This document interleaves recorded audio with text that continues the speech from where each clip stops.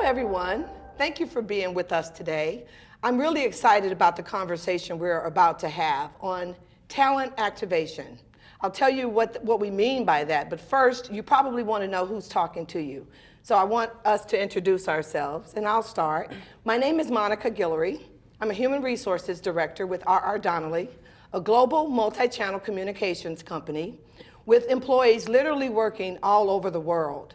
So it is important that we find out how to activate our talent, how to make everybody feel included so that they can do their best work. I get to do that in my formal role as an HR leader, but also creating a sense of belonging as the diversity and inclusion leader within our organization. My colleagues are going to join me in this conversation, and we want to save our time for what really matters. So I'll stop talking and let them introduce themselves as well. Hi everyone, my name is Sharissa Wagner. I am the VP of Talent Acquisition and Development with Taylor Morrison. We're a home builder. We operate in 8 states and we have 17 cities. I oversee recruiting and training, and we're a fairly newer department. We were created about 2 years ago, and so excited to just talk a little bit about what we've done over those 2 years. And hi, I'm Jessica Chico. I'm the Vice President of Learning and Development with Randstad US. We are a global organization, and we're actually the #1 staffing firm in the globe. And so we are going to be talking about talent activation, and I'm excited to share with you what Randstad has done in this area as well. In my role, I'm responsible for management and leadership development, as well as anything that spans across all of our lines of business. So talent activation, you're probably wondering, you know what talent is, you've heard the word activate. What are we talking about? We're talking about companies taking strategic, intentional steps to activate talent throughout the employee life cycle. We're not talking about how people are feeling, but rather what they are doing in the organization. And organizations are working to create specific strategic experiences that activate the talent in the organization and allow them to do the work that is needed. We have some great strategies we want to share with you, and let's just dive into a couple of our questions, and then we can share some of our real-world experiences about what we're seeing. Let's start with this one. What are some of the innovative ways to use talent activation to develop high-potential leaders who've been tapped for the C-suite in the organization? You want to start? Absolutely, thanks. So I'll share 2 programs that we have at Randstad. The first is our Senior Executive Program, which we name SEP. And so with that program, we will fly our top leaders who are tapped for that C-suite over to our global headquarters in Amsterdam. And they'll go through this program, and they fly out there a couple times a year, and it's a year-long program. And they go through certain modules where they'll learn about executive presence or financials for that level of the organization. And then it all combines at the very end with a project that they're assigned to complete by the board. And so one of the other things that they get is they get exposure to our board of directors globally. They also get to network with other high potential leaders around the globe for Randstad, so it's a great experience for them to create a network and then to also be able to network with the board members and to work on real life problems that, quite frankly, we could implement after that year-long program for us to use in our organization. You know, our executives don't get to go to Amsterdam, but they do get to experience a pretty rich curriculum, because these top leaders and top performers that have been tapped for the C-suite, we find that it's critically important that they first know how to know and manage themselves. And so the first part of their experience is knowing how they show up, what their real brand is, not what they think it is, but how people are experiencing them in the organization, knowing and managing yourself. The next part is knowing and managing others. All of these are people leaders, and I'd like to think we have a people first perspective when it comes to leadership. And so we take them through a series of learning modules about managing, and well, you manage yourself, leading other people. And then the third component is knowing and managing the business. So it's a 3-pronged approach. First, knowing and managing yourself, knowing and managing others, and knowing and managing the business. And we have, through this program now over several years, been able to develop a robust bench of leaders in the pipeline and leaders leading in the organization today.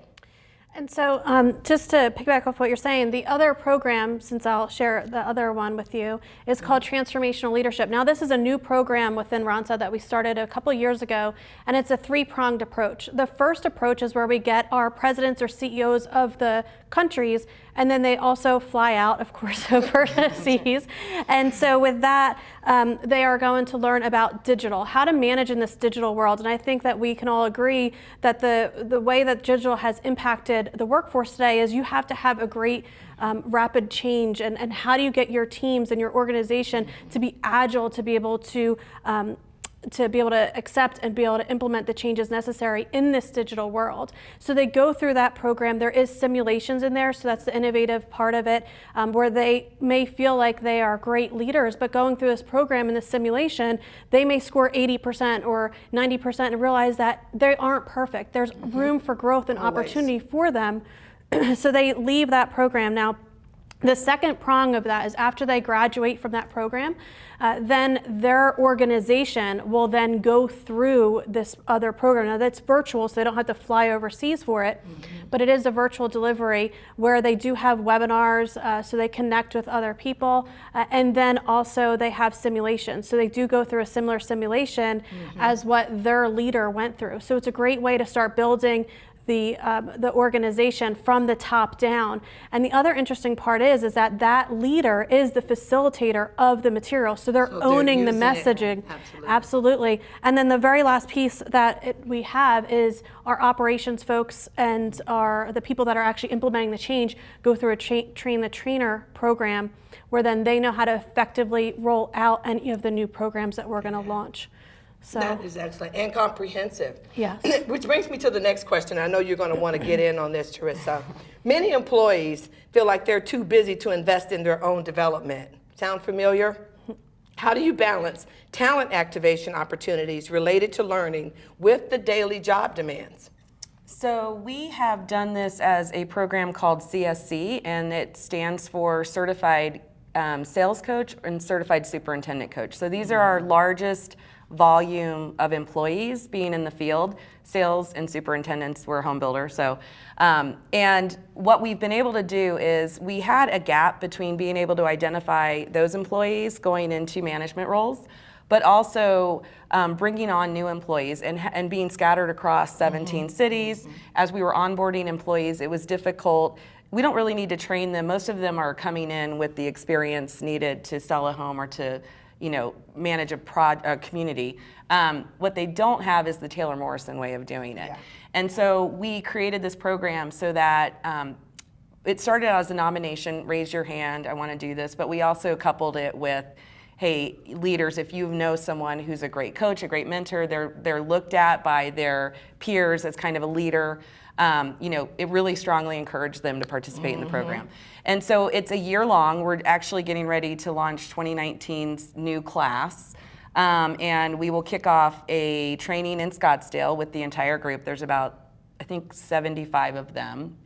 And we'll spend an entire day doing some personal development.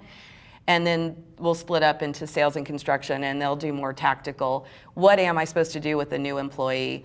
What does that look like week by week by week? We have very clearly defined assimilation plans. Those plans sit on our LMS, and every week the new employee is supposed to go in and check off and answer questions to indicate that they have gone through the appropriate training for that week. And then what it's been able to do, it's been great because we've actually, I think as of now, we have about 13 people that have ended up promoting into management roles from this program. So continue to refine it, we're going to be implementing Adobe Connect in our organization in order to help with some of the virtual classroom training. And so we'll be hopefully utilizing that along with Cornerstone Connect, which is more of a community-based. I know you guys are going to talk a little bit about what you do with Google, but we have they'll be able to identify as a community. So every new CSC group will be able to kind of put additional learning in. So every quarter they'll have specific learning that they're going to need to do. So it continues to refine year over year. In each of our examples, when we're activating talent, you're describing a lot of blended in-person mentorship, using technology, which I think brings us to the next question, and many of you in the audience are nodding about this integrated plan. How have you successfully used social technologies to activate younger workers or your workers in general? Yeah, and I would say that, for us, it's not about just younger workers, it's for all of our employees. And when we look at social elements, we are implementing in all of our learning programs. And what we'll have is that they'll go through the program or the class, and then afterwards they will go and post, okay, how are you implementing this in your day-to-day? What are some best practices? Also, before we even do that, we're having them review a case study and then post, how would you approach this problem? So it's a safer feel for them. It's a safer environment to say, this is how I'd approach this case. And then we have the other participants then commenting about, okay, that's a great idea. Have you tried this? So it gets them to get more comfortable in that social environment. And then we'll have them practice on their own in their own world based off of what we taught them in the class, and then they'll post socially for there. The other thing that we've done outside of our programs is we had, for October's Learning and Development Month nationally, we had our leadership challenge, and we had our top HR executive, our Chief Human Resource Officer, start the challenge by saying this is what his greatest lesson in leadership was. And from there, then he challenged 2 other people to share their greatest lesson learned in leadership. And I think what that helped with is for our younger workers or our newer employees to see the vulnerability of our Chief Human Resource Officer and all of the leadership among the organization. It's okay to be able to fail sometimes, but it's what you do after you fail that really defines who you are. And I think that that was a great way that we leveraged social to be able to impact and engage and have them feel like, okay, they're human too. Absolutely. And so that was a great Absolutely. way. That's a great example. We're also leveraging social. Many of you, we're on a Google platform, so we use G+ communities, and they're growing literally every month within our organization. We're about 1.5 years into this digital revolution, and that's a component of it. But what we're doing, in addition to augmenting learning itself, is to create that sense of belonging throughout the organization, regardless of where an employee sits. Everyone has a handheld device, so even if their day-to-day work situation doesn't require that they be in front of a laptop or on their computer every day, they can access information, see what their colleagues are doing at different locations through their G+ community to get news and information. It also is a way that we can share and create an organizational cadence around who we are, and we can amplify and promote the behaviors that reflect our values and reflect the growth and the kind of culture that we want within RRD. We can blow those things up, and it creates a desire in people to get that kind of growth and recognition and respect within the workplace. The other way we leverage social is that more and more our employees tell us they want to be aligned with an organization that's doing great work. It's a business that's making money, that's growing, that is profitable, but also that is intentional about giving back in the communities in which we live and work. And so through our social communities, we also promote community outreach events that we can do as an organization regionally. At least twice a year, we even orchestrate these give back events around the globe where RRD employees everywhere are doing something in their communities, and then we post the pictures and the impact on social, and everybody feels more loyal to the company and like we're a part of something really, really great. And that activates talent, and that's what it's all about. Yeah, we do the same thing with our business resource groups. We have post, like anything that we do, whether it's a walk or fundraiser or whatever, then we post the pictures and then we'll share them within our Google Plus communities. It's like we do in families. You have to remind people that they had a good time and you do have fun because the work will speak for itself every day. Everybody has a long to-do list and things to do. But activating talent is creating all the experiences that human beings want to thrive and to feel like they're contributing and making a difference and having impact together. Yeah. So, thanks. Thank you. Thank you. Thank you.